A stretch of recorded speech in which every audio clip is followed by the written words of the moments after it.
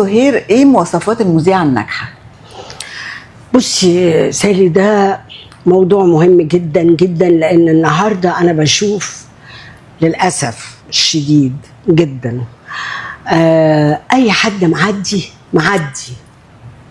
معدي كده تدخل تقول انا مذيعه. معلش انا اسفه جدا اني بقول الكلام ده، او انا مذيع.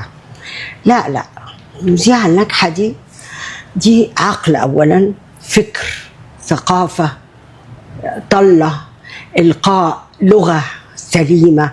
الاعلام ده مش اي، يعني للاسف الشديد انا بشوف مثلا مذيعات اولا المظهر غير لائق اطلاقا.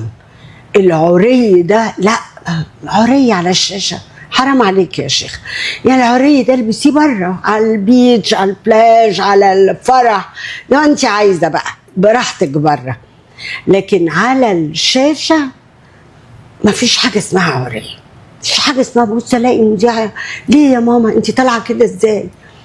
الافوره قوي في الشكل والميك اب والشعر واللبس. مفيش بقى لا لغه ولا ثقافه ولا خلفيه ولا مواضيع ولا رساله عايزه تقدمها. المذيعه الناجحه دي عايزه تطلع تعمل رساله، يبقى عندك رسالة، هدف، تقدمي نماذج لشخصيات، تقدمي حاجات لبلدك حلوة، تقدمي قدوة، تقدمي فكر، تقدمي ثقافة، تقدمي موضوعات تهم الشباب يعني. لكن اللي هو اللوكلوك ده اللي شغال، اللي هو الرغي رغي رغي، أنا بقعد كده أقول لا حول ولا قوة إلا بالله. هو في إيه؟ إيه ده؟ لا، وفي أصول للتقديم، وفي طريقة للتقديم وللحوار، لمحاورة الضيف، وآداب لمحاورة، في دورات تدريبية. مفيش حاجة اسمها ناس تيجي من بره كده تخش على الاستوديو تقدم. أيوة.